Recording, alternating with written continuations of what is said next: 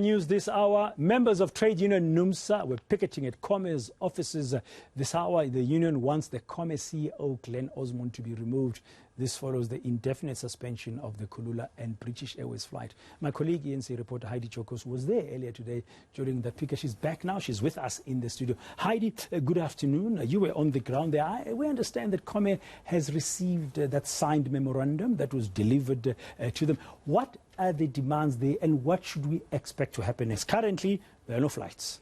There are no flights, Braden. I think this is important to highlight that while there are many other issues that, for example, Numsa want to be addressed, the main issue here is that Comair is not flying. So all Kulula and British Airways flights have been suspended indefinitely pending the Civil Aviation Authority's approval. But what we saw was Numsa members outside Comair offices in Kempton Park demanding for the removal of the CEO of Comair, Glenn Orsmond. And the reason for this is they believe it's his fault that there have been safety issues because of business rescue and massive cuts at the airline. They believe that if this did not happen, there perhaps would have not been these safety issues that now have been brought to light with the one engine failure in February and the other one in March. So the union's saying that all of this needs to be looked at, and they're basically blaming the CEO, saying that he should step down as a CEO in order for this to be solved. Let's listen to what some of the demands are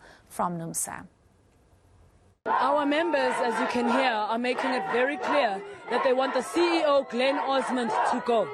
The problems that Comair is experiencing now are entirely because of poor leadership, mismanagement of this airline.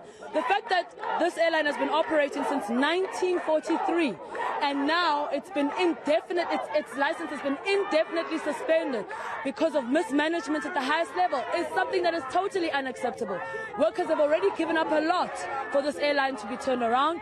They want the board to do the right thing, act in the interest of the airline, act in the interest of public safety, and remove the person who's responsible for the state of the airline today.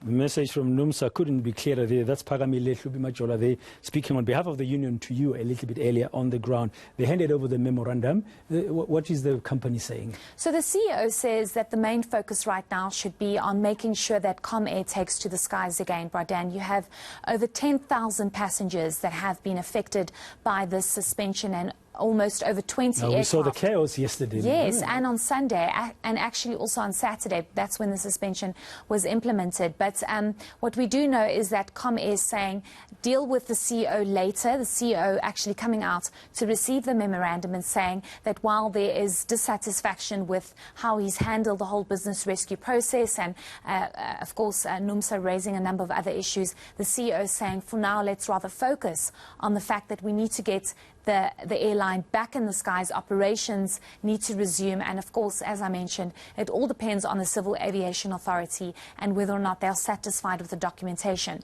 Of course, Comair is saying that they have been inundated and they've been trying to focus on providing the right documentation to the Civil Aviation Authority, and while they appreciate the support from the union, the CEO coming out and saying, rather deal with me at a later stage, let's try and focus on saving our jobs by getting operations back to normal. Let's listen to the CEO.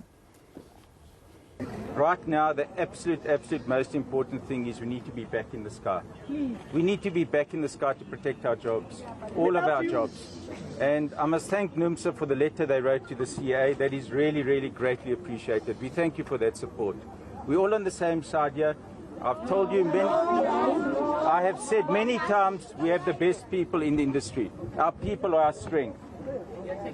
We value our people, and thank you for caring. We care. So importantly, we need to be back in the sky as soon as possible. We would like to be back in the sky tomorrow, and then we need to protect the jobs, and then we can worry about me. But for now, let's get back in the sky. Let's work together. Let's make that our number one priority. That tomorrow we fly our 10,000 passengers. We operate our 20 aeroplanes. That's the goal now. Sort me out later, but right now, let's get in the sky. We need to get back in the sky, and we can only do it if we all work together. We're on the same side. We care. We understand you care. It's been a tough year for you guys, for everyone. It's been an impossible year. We had COVID 1, COVID 2, COVID 3, COVID 4. We have oil at $100. So thank you, thank you, thank you. And that comment there by Glenn Orsmond, the CEO himself, that Numsa doesn't want to stay on. They want him to be fired, coming out and engaging with the employees. They mentioned a number of issues, but I mean, he's got a business to run. He wants the planes back in the sky so that they can be work, and then they can negotiate the way forward. Very interesting positioning indeed. But now, the documentation around the safety concern, that is why there are no flights now. That is why thousands of passengers have been badly affected since the weekend, as you said, Heidi. What's the latest you can share with our viewers now about this process with the Civil Aviation Authority? Yes, so the Civil Aviation Authority actually confirmed this morning, not providing much detail, but just saying that the teams are fully engaged, that being the Civil Aviation Authority together with Comair. And the Civil Aviation Authority saying they would like to give Comair time and space to complete the exercise as soon as possible. So yesterday we heard from the Civil Aviation Authority that there was documentation outstanding, and every time documentation is received, the Civil Aviation Authority's inspectors go through that documentation. So once they are satisfied, they close certain findings and wait for more documentation on the next findings. And it's all got to do with immediate safety concerns and risks.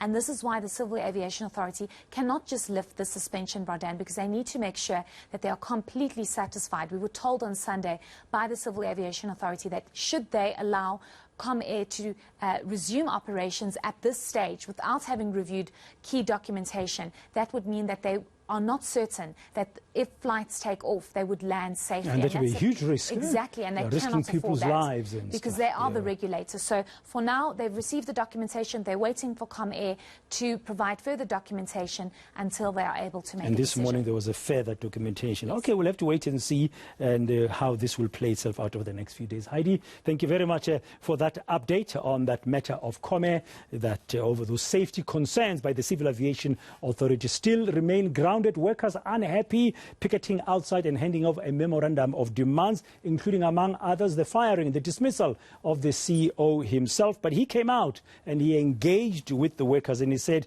just give us time first, let's get back to the skies, then we can talk about my future.